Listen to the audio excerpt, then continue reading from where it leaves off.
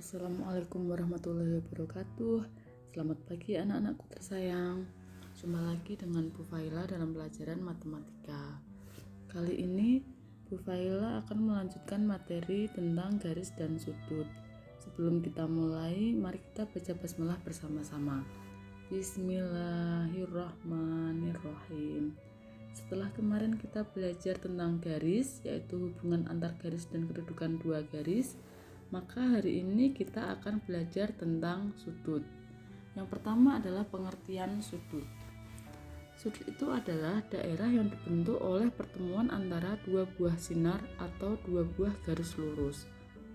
Suatu sudut dapat dibentuk dari dua buah sinar yang memiliki titik pangkal yang sama. Coba perhatikan di gambar.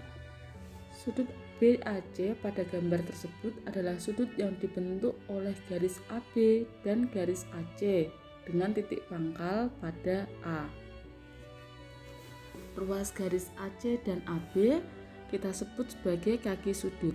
Sedangkan titik pertemuan kaki-kaki sudut itu disebut titik sudut, yaitu titik sudut A. Dan daerah yang dibatasi kaki-kaki sudut, yaitu daerah BAC, disebut daerah sudut. Daerah sudut BAC disebut juga sebagai besar sudut BAC. Kemudian sudut pada gambar di samping dapat diberi nama sudut BAC atau sudut CAB atau sudut A. Kemudian jenis-jenis sudut. Berdasarkan ukuran atau besar sudutnya, sudut itu dapat dibagi menjadi beberapa nama. Yang pertama yaitu sudut lancip. Sudut lancip adalah sudut yang memiliki besar sudut antara 0 derajat dan 90 derajat. Kemudian yang kedua adalah sudut siku-siku, yaitu sudut yang memiliki besar 90 derajat. Yang ketiga sudut tumpul, yaitu sudut yang memiliki besar sudut antara 90 derajat dan 180 derajat. Yang keempat ada sudut lurus, yaitu sudut yang besarnya 180 derajat. Sudut lurus ini juga biasa disebut dengan sudut setengah putaran. Yang berikutnya yaitu sudut refleks.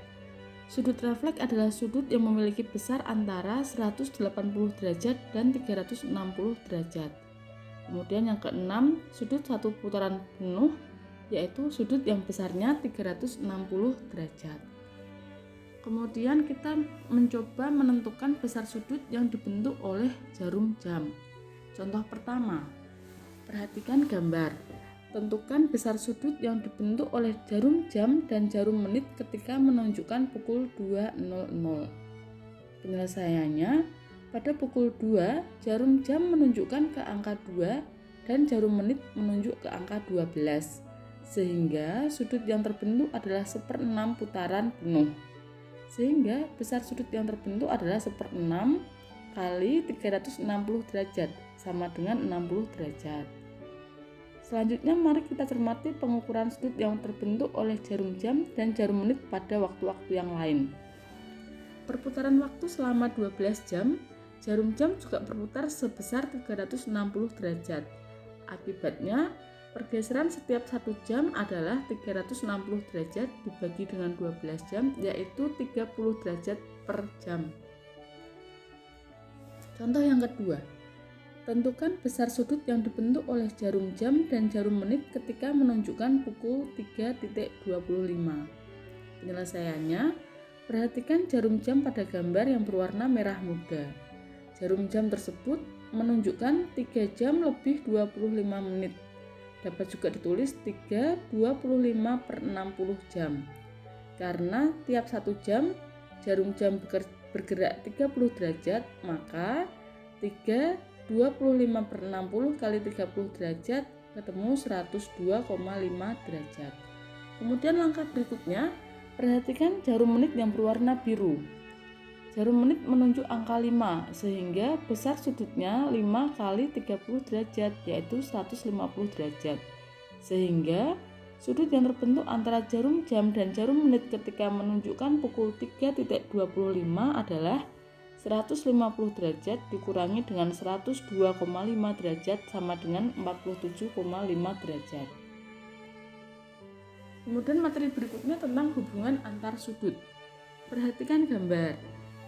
Di situ ada 3 gambar, yaitu sudut berpelurus, sudut berpenyiku, dan sudut bertolak belakang.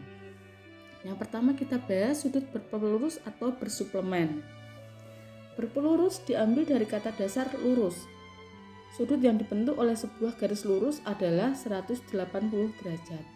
Dua sudut disebut saling berpelurus apabila jumlah kedua sudut tersebut adalah 180 derajat.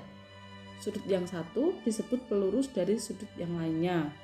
Dengan demikian, misalkan ada sudut ABD dan sudut CBD saling berpelurus, maka sudut ABD ditambah dengan sudut CBD sama dengan 180 derajat. Sudut CBD disebut sebagai pelurus dari sudut ABD. Kemudian kita ke contoh soal. Jika diketahui sudut ABC sama dengan 112 derajat, tentukan besar pelurus dari sudut ABC. Penyelesaiannya adalah pelurus dari ABC sama dengan 180 derajat dikurangi 112 derajat sama dengan 78 derajat. Jadi, besar pelurus dari sudut ABC adalah 78 derajat. Yang kedua yaitu sudut berpenyiku atau berkomplemen. Sesuai dengan judulnya berpenyiku dengan kata dasar siku atau siku-siku, maka besar sudutnya adalah 90 derajat. Apabila dua sudut yang letaknya bersebelahan membentuk sudut siku-siku atau jumlah besar sudutnya 90 derajat, maka sudut-sudut tersebut dapat dikatakan saling berpenyiku atau berkomplemen. Sudut yang satu disebut penyiku sudut yang lainnya. Dengan demikian, perhatikan gambar. Misalkan sudut ADB dan sudut BDC saling berpenyiku, maka sudut ADB ditambah dengan sudut BDC sama dengan 90 derajat. Dan sudut BDC merupakan penyiku sudut ADB.